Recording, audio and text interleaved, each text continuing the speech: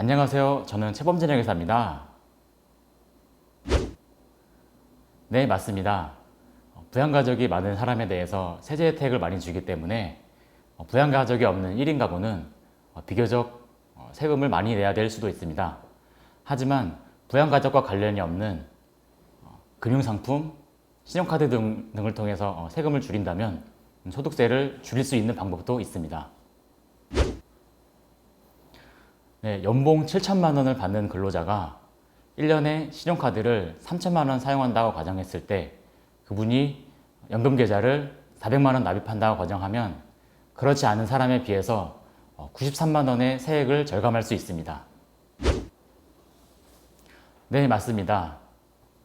신용카드를 사용할 경우 사용 금액의 15%를 공제받을 수 있지만 체크카드, 현금 영수증, 제로카드를 사용한다면 30%를 공제받을 수 있습니다. 하지만 전통시장, 대중교통을 이용한다면 15%나 30%가 아닌 40%를 공제받을 수 있고 도시 공연, 박물관을 이용한다면 30%를 공제받을 수 있습니다. 네, 먼저 핸드폰으로 제로페이 어플을 다운받고 사용하는 계좌와 연동을 합니다.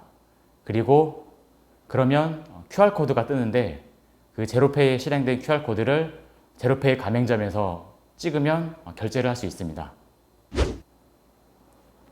네, 연봉의 25%까지는 신용카드를 사용하고 25%를 초과하는 분에 대해서는 체크카드, 현금 영수증, 제로페이를 사용하면 됩니다.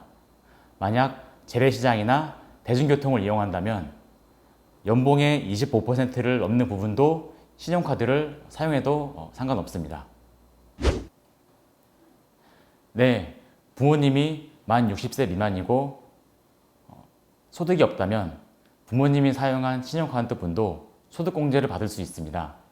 해당 사항이 되는지 확인해 보시면 좋을 것 같습니다. 네, 월세 관련해서는 월세세 공제 제도를 이용할 수 있습니다.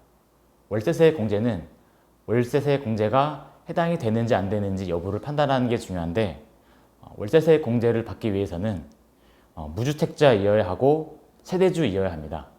그리고 월세를 주는 집이 국민주택 규모이거나 기준시가가 3억 원 미만이어야 합니다.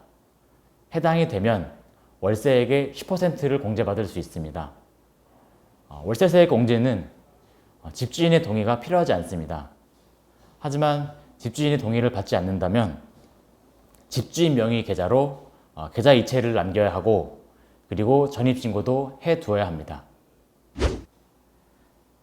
네, 연봉이 7천만 원 이하이고 무주택자인 경우 주택청약 종합저축에 가입해서 세제 혜택을 받을 수 있습니다. 주택청약종합저축은 연중에 납입하지 못하였다면 연말에 한 번에 납부하는 방법도 있으니까 한번 확인해 보시면 좋을 것 같습니다. 네, 연금계좌 관련해서 한 가지 주의해야 될 사항이 있습니다. 연금계좌는 만 55세가 되면 연금을 돌려받는데 만 55세가 되기 전에 중도해지를 한다면 많은 세금을 내야 되는 불이익이 있습니다. 그때 내야 되는 세금 금액이 꽤 크기 때문에 그 전에 해지를 하게 될 수도 있다면 연금계좌는 가입하지 않는 것을 추천합니다.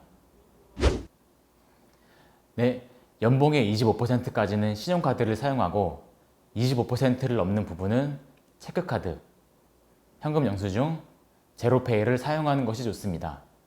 그리고 월세세 공제를 받을 수 있는지 확인하고 받을 수 있다면 필요한 증빙을 미리 준비해 두시는 것이 좋습니다. 그리고 세대주로 미리 등록해 두시는 것도 좋습니다. 그리고 주택청약종합저축이나 연금계좌를 가입하시는 것도 고려해 볼 만합니다. 이때 연금계좌를 가입할 때는 중도해지를 하지 않는 경우에 가입하시는 것을 추천하고 중도해지를 하게 된다면 가입하지 않는 것을 추천드립니다. 이제까지 최범진 회계사였습니다. 감사합니다.